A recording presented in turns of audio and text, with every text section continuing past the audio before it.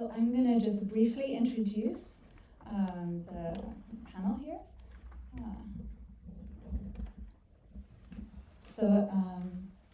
Abdenour Zahzah is an Algerian screenwriter, director, and producer.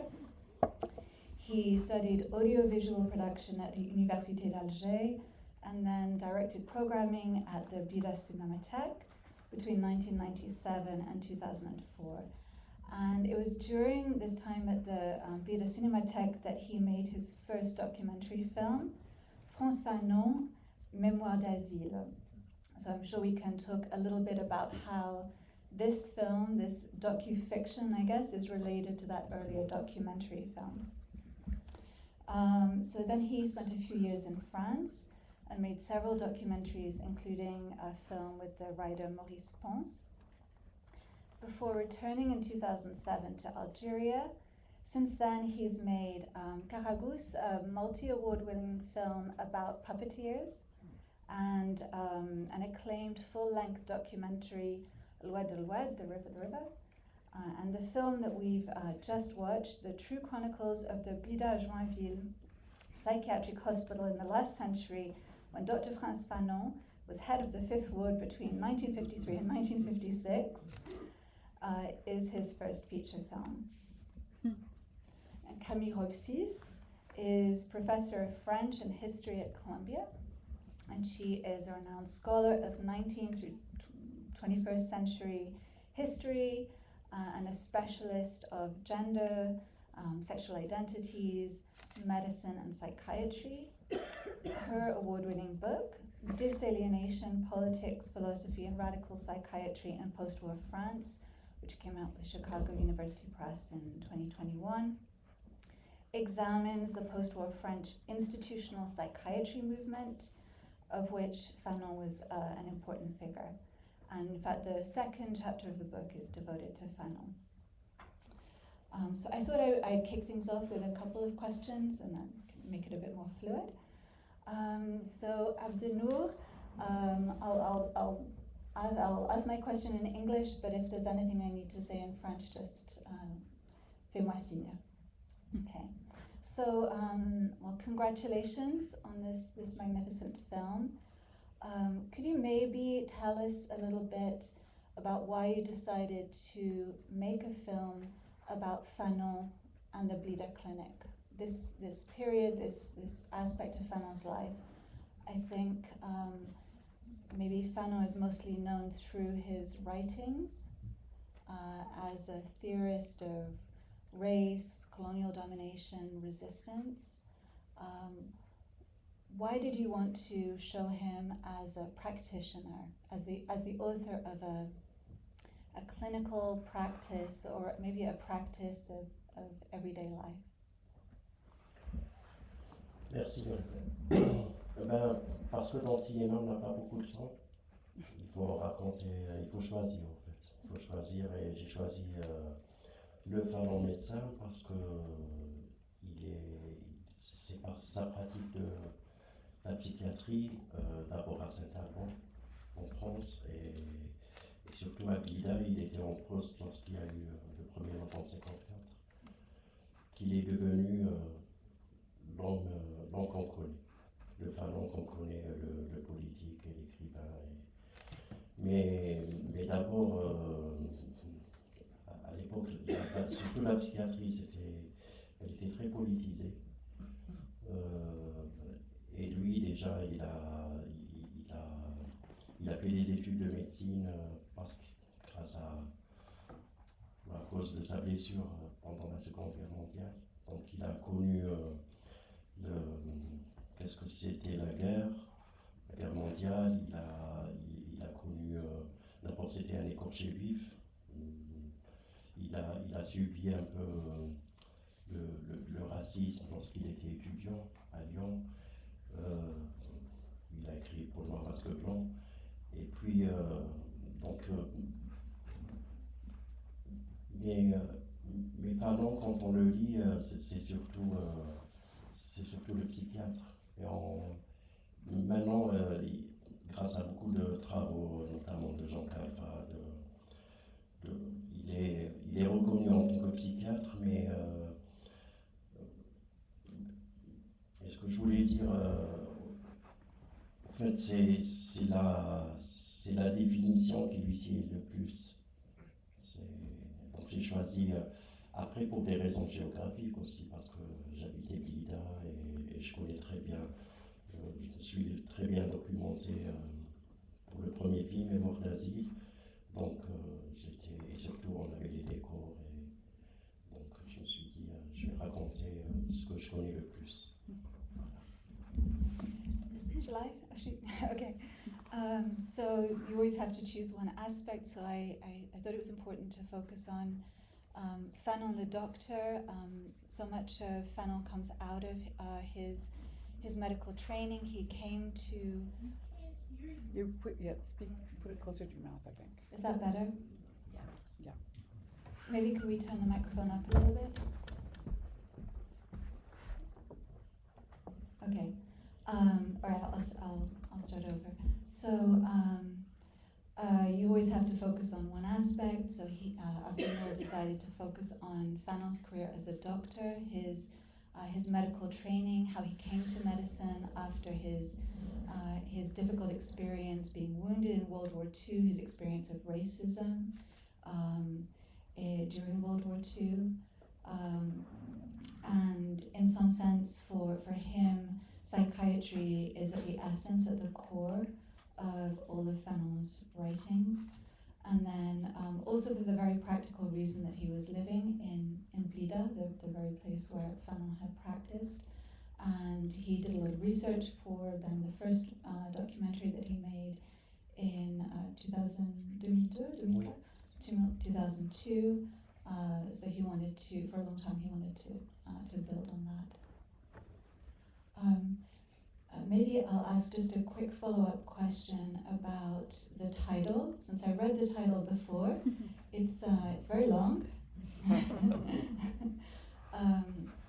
So why give such a long title? I think asking this question is also asking the question about the place of history and research in your film.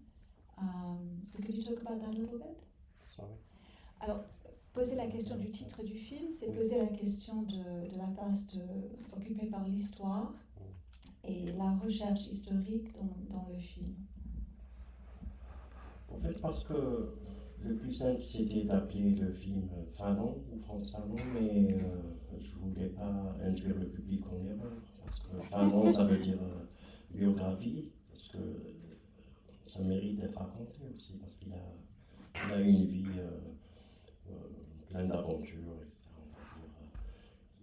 Il a vécu beaucoup de choses intéressantes, et donc je voulais... Docteur Fanon, c'était banal. Du coup, j'ai précisé, j'ai dit... Et la 5e division, c'est mythique à Blida. On dit la 5e division, c'est Fanon. En fait, c'est connu à Blida. Blida-Joinville aussi, c'est synonyme de folie, je ne sais pas aux États-Unis, c'est quoi. Il y a toujours des endroits comme ça. Et voilà, j'ai pas trouvé mieux en fait. J'étais paresseux. You want me to translate? Yeah, essentially, if he had called it Fanon, it would have been a biography, and this was just an aspect of it, and that I don't know what else. Dr. Fanon would have been too banal. Exactly. I guess once. And then he was lazy at the end, and he just called the whole thing. The teacher was the title that made the most sense. And that somehow the idea of the 5th division that Fanon established at the Blida Hospital has a kind of mythic status. Everybody knows about it in Algeria, so that needed to be evoked. So maybe, Camille, I could ask you to talk a little bit about the historical background in terms of the history of psychiatry. So near the beginning of the film, Fanon arrives and he informs his colleagues that he's going to be practicing institutional psychotherapy. So could you say a little bit more about what that is and why Fanon is such an important figure in this movement? Yeah, thank you. Thank you for this beautiful movie. I think that in some ways we really see institutional psychotherapy psychotherapy at work here, so it's hard to give a definition of it. But originally it was a practice that was started by this doctor who comes up in the movie Francesc Tosquelles at this hospital called Saint-Alban. It's also mentioned in the film, and Fanon is a resident there in 1952, 1953, and he's very young, he's just finishing medical school, and he goes to school in Lyon, and he studies medicine, which is at the time very biological, very neurological, kind of trying to find the cause of mental illness on the brain. And he meets Tosquelles, and well, he first realizes that all of his patients, a lot of them are immigrants, of Algerian descent, and he starts to realize that they're suffering not just from their brains, but also from the social and political conditions and essentially racism that they're experiencing. And this is when he writes his article about the North African syndrome, also Peau Noire, Masque Blanc. And then he discovers Tosquelles' work in psychiatry, and it's in some ways a kind of confirmation of what he's already discovered in his writing and philosophical writings. Now he's seeing it kind of how it translates medically. And so one of the things Tosquelles always says, and you see this in the film, he says a patient is not only sick again because of himself or because of the brain, but because of the collective. So you need to heal the collective at the same time as you heal the patient. And so this whole idea of healing the hospital, that is in one great scene when he tells the nurses, you have to heal yourself before you can heal the patients. This is kind of abstract, but Tosquelles had a lot of very practical ways to do this. And one of them was ergotherapy. So for example, pottery, you see them sewing, right? Painting, music, the cafe, the newspaper. But what's very interesting about it, and again, the film is a fabulous testament to this, is that Tosquelles arrives to Algeria kind of full. This works really, really well with the patients, with the women who are kind of of European descent, and you can see that they're doing better. But it really doesn't work with the Muslim patients. And so Fanon has to kind of come to terms with the fact that the techniques that he learned are also in some ways imperialist and imperial and racist and affected by colonialism. So he goes through this very interesting process of almost decolonizing himself, and this is where he starts to do different things at the Café Mort, because he realizes in the other cafe they're serving alcohol, so none of the Muslim patients are going. None of the Muslim patients speak French, so they can't be writing in a French newspaper. Things like that. So little by little he starts to really kind of decolonize his own psychiatric practice. And you see, I think, at the end, the way that he does things like soccer games, football, picnics outside, things that are adapted, he says, to the kind of culture that he's arriving in. But what's very interesting is that he basically, it's a process for him, and he writes a very interesting piece about this. And the staff kind of evolves alongside with him. Travailler surtout. Travailler parce que Tosquelles avait découvert ça quand un malade paye un café, il a commencé à guérir. Yeah. La notion de l'argent dans l'hôpital était très très importante. The idea of paying for your coffee because that involves a certain amount of work on your part, and I think it's also really important to what you show at the beginning of the film, that the patients are tied to trees. I mean, the state of psychiatry is really, really violent. They are tied to trees. They're never taken outside. And this is also right after World War II, where 40,000 patients died in psychiatric hospitals in France and many more in Germany. So psychiatry is complicit with a kind of genocidal project from its core. And so the fact that even to let them have a coffee outside is already seen as extremely revolutionary. Oui, c'est exactement ça. Et Fanon, au début, il a appliqué tout ce qu'il avait appris à Saint-Alban. Après, il s'est rendu compte, j'ai essayé de le dire un peu dans le film, que les patients, il le dit à son stagiaire, il dit si on leur parle en français, ben, ils nous considèrent comme des colons. C'est la langue de la colonisation, donc ils ne peuvent pas nous écouter, c'est pas possible. Et là, il a entamé une nouvelle démarche en recrutant Abdenour Zahzah, le chanteur, et en invitant la culture algérienne en fait, à l'intérieur de l'hôpital. C'était pas Beethoven qui le faisait, mais... Like Beethoven was not working. He realized that when he was speaking to the patients in French, he was assimilated to the colonial order and in some ways to the form of oppression. And so this is when he starts to invite Algerian culture in the hospital with the chanteur, the singer, and I think the djinn also. No, Oui, là, c'était... Oui, il voulait savoir les méthodes traditionnelles malheureusement, ça existe toujours. On préfère toujours la médecine traditionnelle. C'est quand on arrive au bout que l'on va chez le médecin.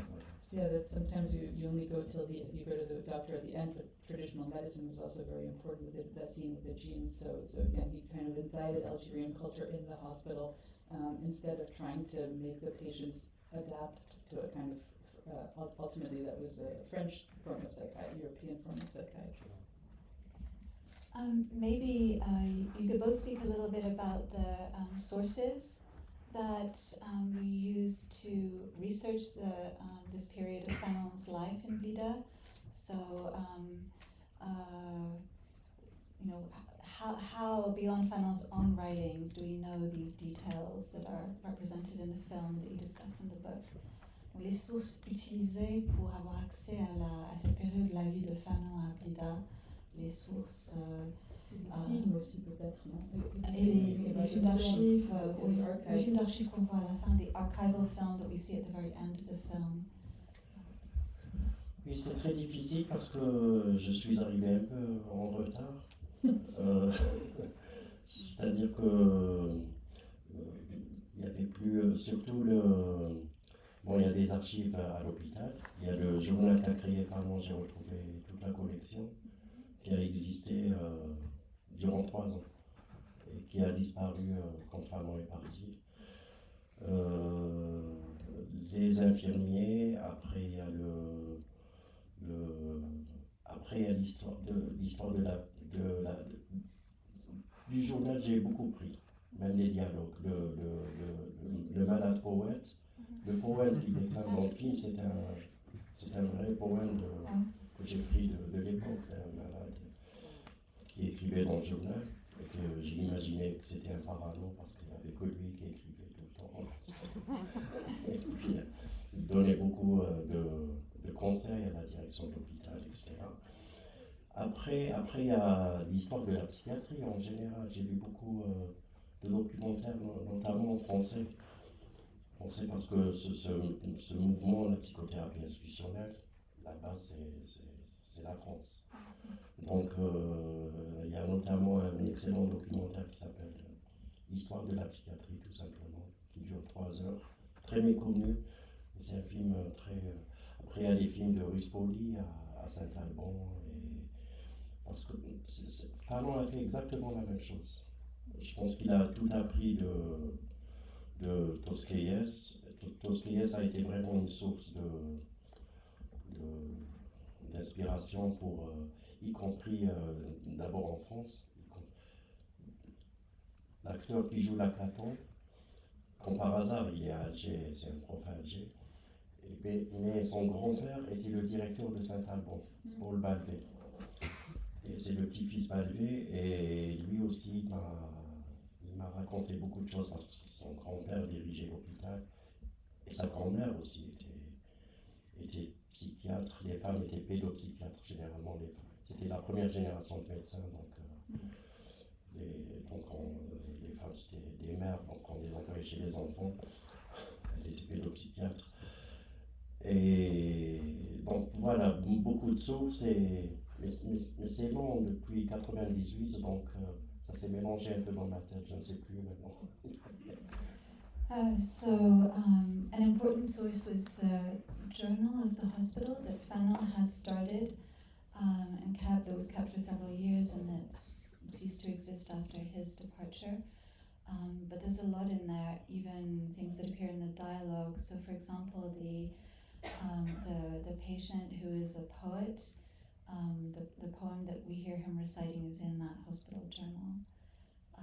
But also then documentaries in the history of psychiatry, especially French documentaries. There's one, I forget the title, it's 3 hours long, it's very detailed.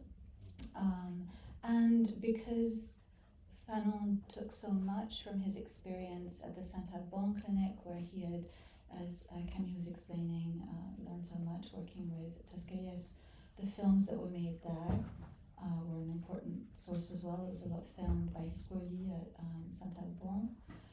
And then the actor or the person who plays Dr. Lacaton, his colleague in the movie, who's actually a teacher or a professor in Algiers, is the grandson of Balvet. Maybe you can explain who Balvet was. Balvet was basically the kind of the director of the hospital at Saint-Alban that got Tosquelles out of a concentration camp. That's a long story, but Tosquelles was a Spanish refugee who fought the Civil War in Spain, ends up in France in a concentration camp, and is doing this kind of work in the concentration camp, kind of institutional psychotherapy, and Balvet calls him in the middle of World War II as patients are dying in the hospitals to help him revive psychiatry.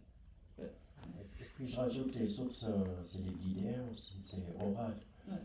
Beaucoup, mon oncle a connu Fanon, il était plus âgé que lui. Il m'a raconté beaucoup de choses, les infirmiers, et puis la mémoire qui est restée à l'hôpital, c'est resté. And then oral history, oral sources from Blida, his own uncle who knew Fanon, and those nurses who were still around, who had a memory of the period. Maybe before we turn things over to so please think about your question, and I'll as a transition I'll ask you maybe one question about the aesthetic choices of the film. So the decision les choix esthétiques du film.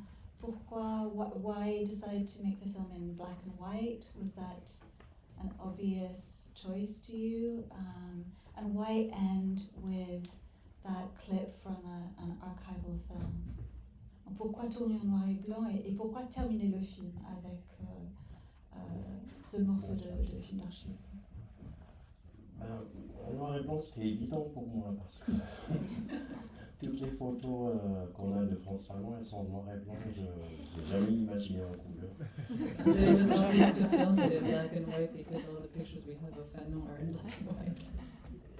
Et puis ça va avec le sujet du film, la séparation français-musulmans, malades soignants et soignés, etc. C'est ça les Yeah, it's the same also separations in the film, black and white, sane, insane. Après la psychiatrie, pour moi, ça se filme pas en couleur, ça se fait pas.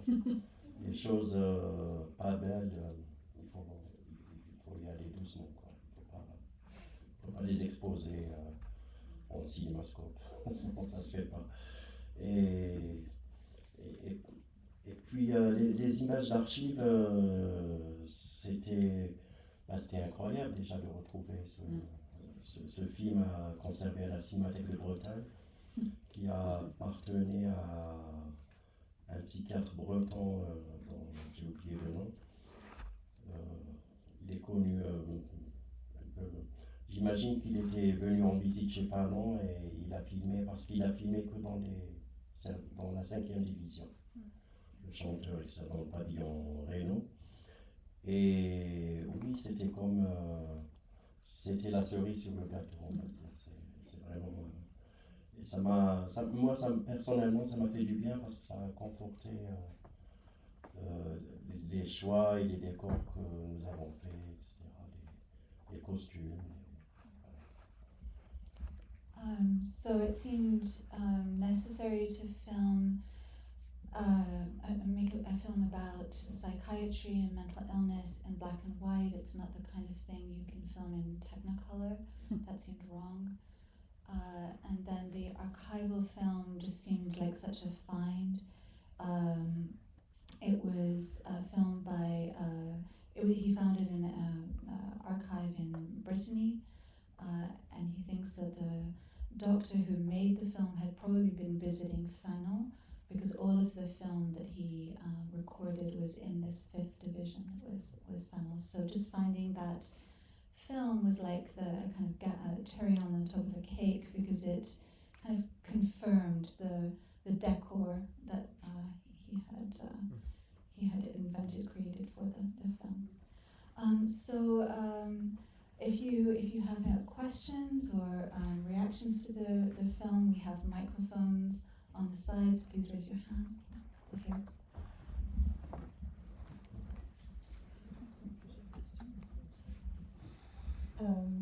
Good evening. Je vais parler en français parce que j'aimerais bien vous parler, Monsieur Zahzah, sans intermédiaire. Et ensuite, je pourrais traduire pour le reste de l'audience. Déjà, merci beaucoup pour votre travail. Écoutez, ça fait chaud au cœur de voir en fait des producteurs, des personnes nord-africaines qui parlent de Fanon. Je suis en train de prendre un cours sur Fanon et la plupart des ressources qu'on lit et qu'on couvre, c'est des choses qui ont été écrites sur Fanon par des personnes qui ne sont pas nord-africaines. Ce qui est aussi très important, mais en fait ça fait juste chaud au cœur. Mes deux petites questions, c'est pourquoi voir la docu-fiction et en fait faire une docu-fiction après avoir fait un documentaire, donc la succession, c'était quoi le thought process. Et ensuite, et je pense que ma professeure est ici présente, professeure Abdenour, elle nous parle beaucoup de comment Fanon décrit et analyse la relation entre opprimés et oppresseurs. Et ça m'a beaucoup intriguée dans le film, quand en fait il y avait Fanon et le commissaire, un commissaire qui torturait les résistants, les moudjahidines.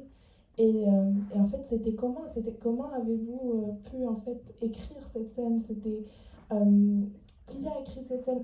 Je sais pas, en fait je suis hyper intriguée parce qu'aussi on sait ce que Fanon a dit sur ces dynamiques, mais on sait aussi qu'il interagissait avec des personnes, avec des oppresseurs, qu'il interagissait avec les colons, etc. Et donc c'est intéressant, j'aimerais beaucoup écouter ce que vous avez à dire sur cela. Et encore merci beaucoup. Shukran bzaf à Alexandre. Il faut remercier Colombie. Je vais pas faire ça parce qu'en fait cette école, oui, ils ont les damnés de la terre dans leur curriculum, mais ils n'aiment pas quand on applique ce qu'ils enseignent. Donc je ne les remercierai pas, mais je vous remercierai spécifiquement pour être venu. Merci beaucoup. Oui, il faudrait peut-être très rapidement traduire la question.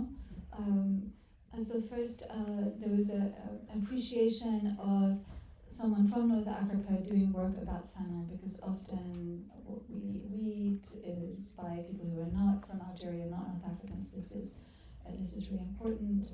And then the other part of the question, I think, was primarily about Fanon's writing on the very complex relationship between the dominator and the dominated, and this scene with the policeman who is both a patient and a torturer, and how he wrote this really difficult scene in the film. And also the succession of choosing to do a documentary, yes. a docu-fiction. Merci, thank you. C'est pas un docu-fiction, c'est une fiction. Il y a rien, la différence, c'est la fiction, c'est des acteurs, on ramène des acteurs, il n'y a aucun malade, c'est des acteurs, il n'y a que des acteurs, donc c'est une pure fiction, mais basée sur les écrits de Fanon, et notamment le cas du commissaire qui est dans les derniers de la terre. Donc c'est Fanon qui a écrit la scène, c'est pas moi, j'ai mis en scène seulement. Et on revient à la première question de pourquoi Fanon médecin, parce que, et j'ai mis ces scènes parce qu'on le voit, il observe, Fanon lui-même, il est en formation de ce qu'il allait devenir, le Fanon des derniers de la terre, etc.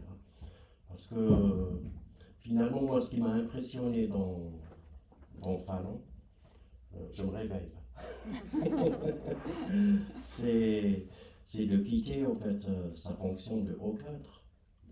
Il était haut cadre de la santé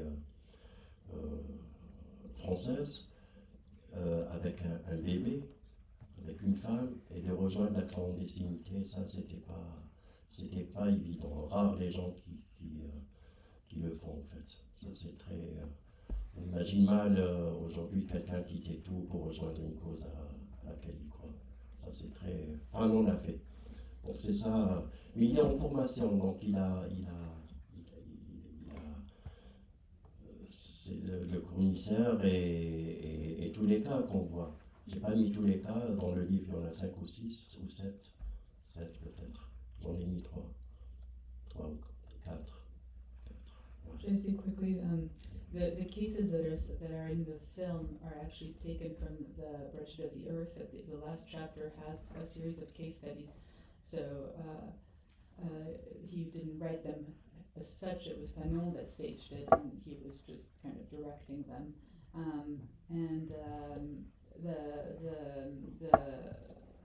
So it's not a docufiction; it's pure fiction because they're all actors.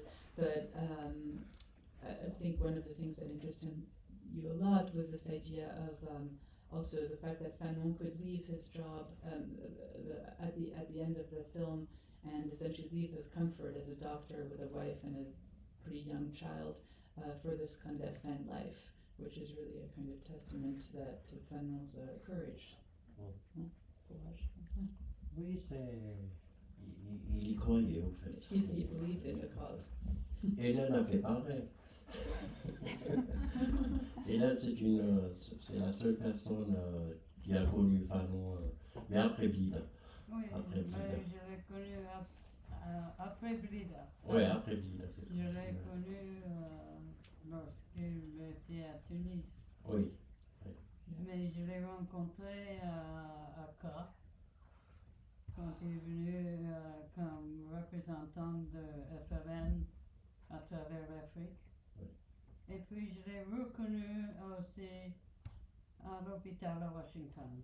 Ah oui, il est mort ici. Oui. Il est mort. Oui, je suis allée toutes les semaines lui rendre visite de la part de FLN.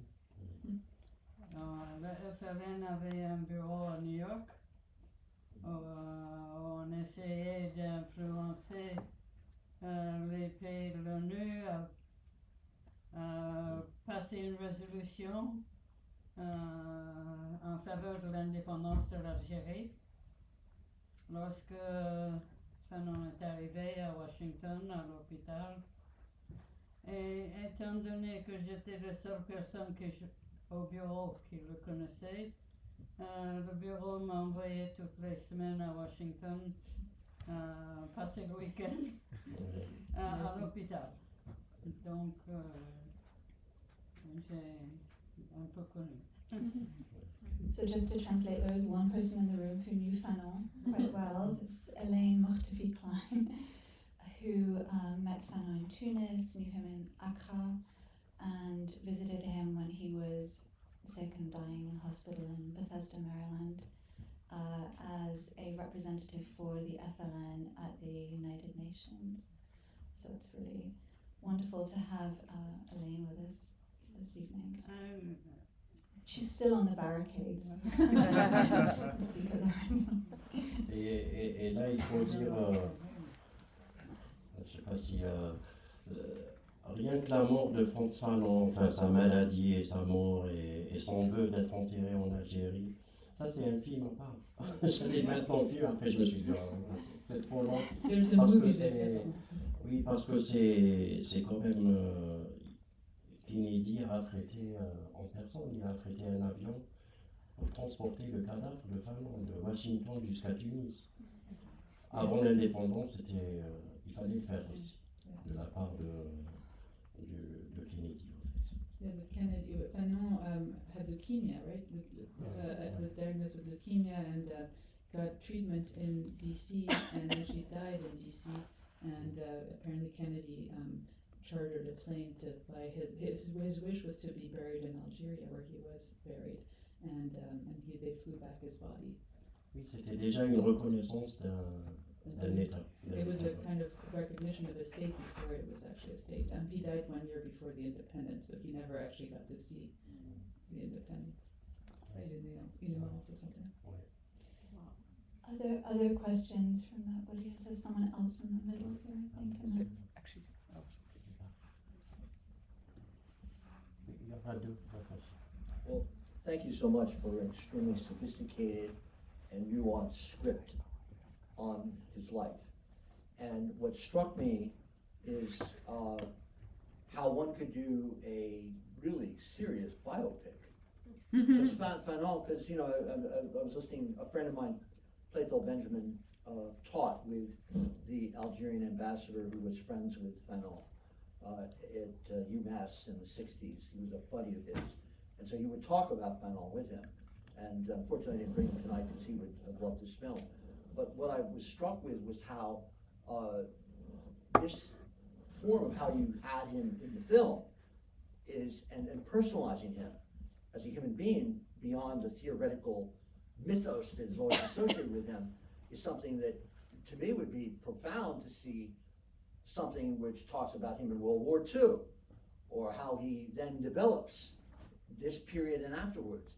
It just seemed right to do a whole series of really interesting docudrama films depicting his whole life, because of the impact he's had. Seriously. Il aimerait voir toute une série de films sur la biographie de Fanon, à commencer par sa participation à la Deuxième Guerre mondiale. Mais la question est intéressante parce que c'est aussi un peu d'ancrer le côté théorique. On lit beaucoup, mais en fait, il y a une personne... Oui, mais j'ai beaucoup d'amis cinéastes qui rêvent de faire ce film, et il est irréalisable. Pourquoi?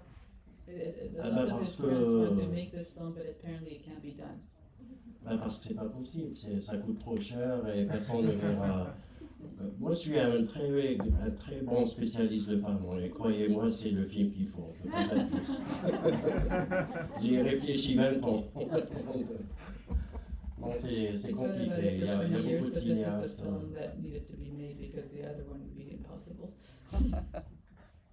Oui, peut-être une série, peut-être maintenant avec Netflix, etc. Maybe we should take Yeah, one yeah, of monsieur. There's someone up there who has a microphone. There was someone in the middle who had her hand up from the beginning, and on the side here. My question would be about filming or portraying people that we see as insane. If I could just ask it in French. Vous avez eu la tâche compliquée dans votre film, ce que vous avez réalisé, de mettre en scène ce que vous appelez des choses pas belles, des gens que l'on voit comme fous. Et la question, c'est comment vous y êtes pris pour préparer votre film et préparer vos acteurs. Est-ce que vous avez eu l'occasion d'aller, par exemple, dans des asiles, ou est-ce que vous avez lu Fanon et vous êtes parti de ses descriptions, ou est-ce que c'est votre propre vision que vous imprimez sur ce film-là?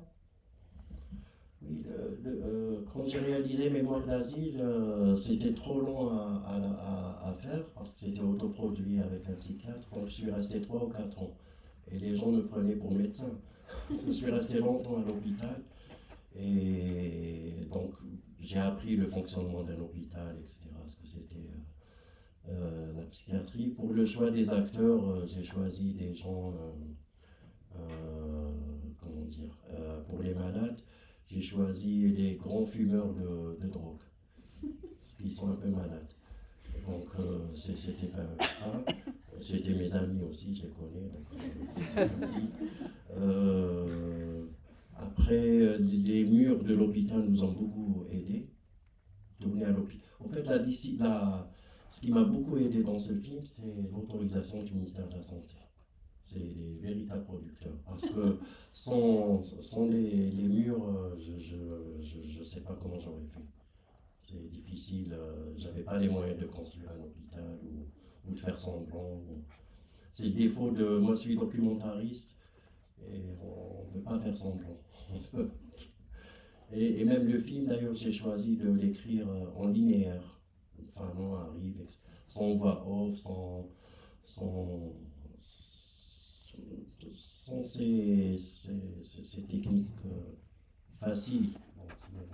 J'ai choisi le linéaire, je raconte, et ça donne l'impression du documentaire, en fait. His true producer was the Ministry of Health that allowed them to film in the hospital, but the actors were mostly drug addicts and friends of his that he Et c'est surtout parce que l'autorisation du ministère ne suffit pas.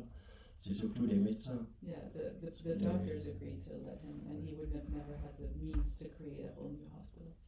Et les malades, parce qu'on les a beaucoup dérangés. Quand on tournait en rez-de-chaussée, il fallait monter les malades au Yeah, that every time premier. they filmed, they had to like displace the patients, so it was also kind of their tacit agreement.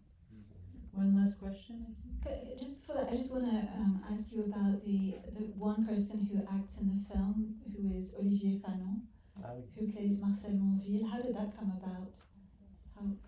C'est l'idée de. C'était pas moi j'y ai pas pensé. C'est l'idée d'Alexandre Desane qui a interprété Fanon. Et je cherchais. Les Martiniquais, déjà, ils sont très peu nombreux. Donc les acteurs martiniquais sont encore très rares. C'était difficile déjà de tomber sur Alexandre parce que je voulais pas. Il me fallait quelqu'un des Caraïbes. Alexandre, il a des origines haïtiennes. Et puis, pour Marcel Monville, c'est Alexandre qui m'a dit, écoute, demande à Olivier. Et il a accepté. Il avait très peur, mais il a fait. So at the very end of the film, we see Fanon's son, Olivier Fanon, playing the role of Fanon's friend, the great lawyer from Martinique, Marcel Monville, in a strange scene because Olivier Fanon, the small child, is also in the scene. And this came about through the actor Alexandre Desane, who plays Fanon, who has Haitian ancestry, and who proposed the best person to play Marcel Monville would be Olivier Fanon, who accepted. So I'm sorry, your question. Yeah, wonderful. It just opens up to us an aspect that as people pointed out, that we don't know so much. But the thing that I was thinking about tonight, it was really poignant for me, is this idea of Fanon's relationship, not just to psychiatry and psychoanalysis, but to Arab and Muslim culture, how that was integrated in ways that seem partly having to do with how the actor is directed, as well as in the script. And so this idea of, you think maybe some of it has to do with Tosquelles, this whole idea of listening, but also when you're in a place, and it's a different culture, that's also, it's a good idea, to listen and see what's going on. So it felt like that was really, it was subtle, but it was poignant, and it made, the idea of Fanon in that way, because sometimes you think of Fanon in other ways, but this time, in this setting, with that agenda. So I don't know, but I was asking. That was a question.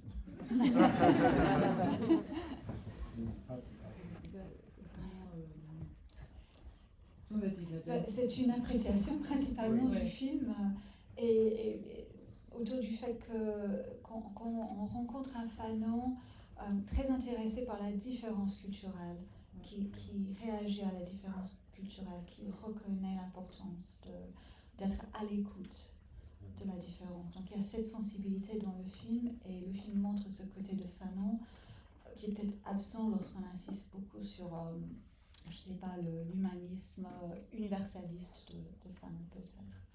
Je sais pas si je traduis exactement la pensée, mais je pense que c'est à peu près ça. Je sais pas d'où ça vient, Rico. Ça, il faut le connaître personnellement. Mais j'imagine, parce que, comme tu le sais, il a 16 ans, 17 ans, il a profité de la fête de mariage de son frère pour prendre le bateau, etc. Je pense qu'il avait besoin de chercher cet ailleurs, et le premier coup, on va dire, la première blessure de Fanon, c'est de découvrir une fois, parce que les Martiniquais, ils sont français depuis 3 siècles, ils sont français et ils sont dans une île.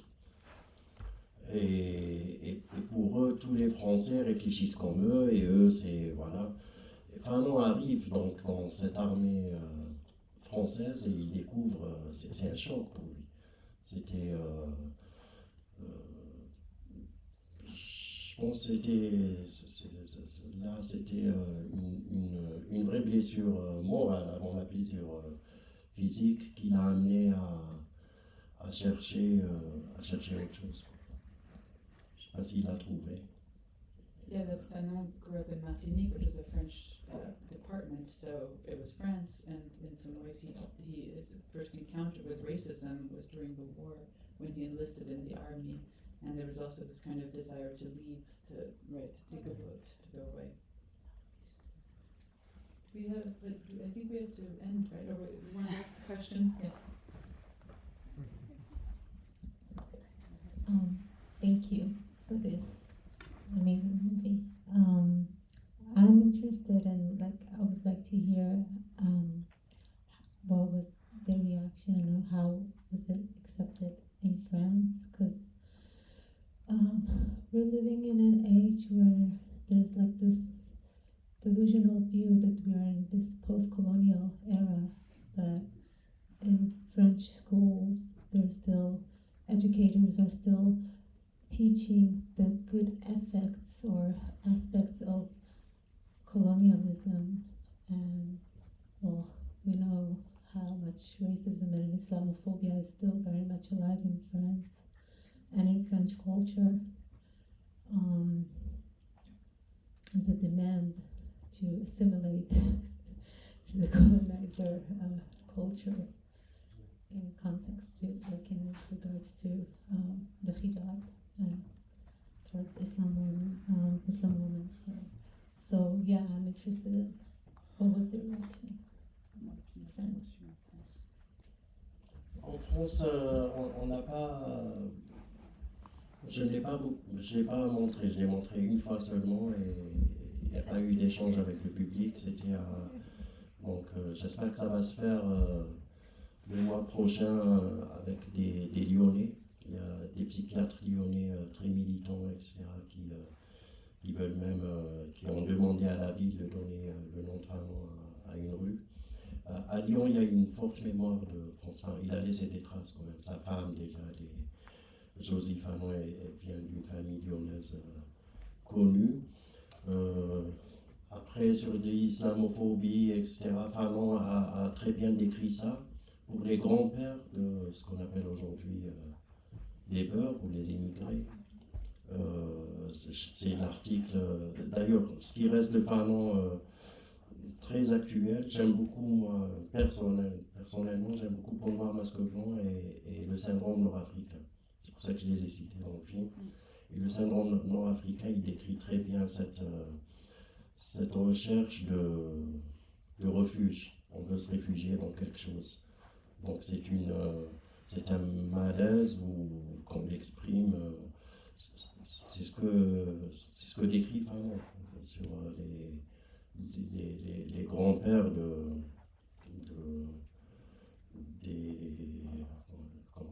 des Français d'origine musulmane, des Français musulmans plutôt, d'origine algérienne. Et donc toute cette recherche de valeur refuge. Voilà. Je ne sais pas si j'ai répondu. Il y a un monsieur qui essaye de... Oui. And let me just, so the film has not been shown much in France, but there's a group of radical psychiatrists in Lyon who are very determined to show it, and in Lyon, where the memory of Fanon and Josie Fanon remains very strong, and Abdenour recommends the early writings of Fanon, especially his article, The North African Syndrome, that is about the immigrant workers and the kinds of mental illness that they experienced as a result of racism at that moment. I think we have to wrap up, actually. I'm very sorry. I know that there are more questions. D'ailleurs, même en Algérie, on attend de le projeter. Je l'ai pas encore vu. Okay. Encore plus important. Merci beaucoup. Yes, merci beaucoup.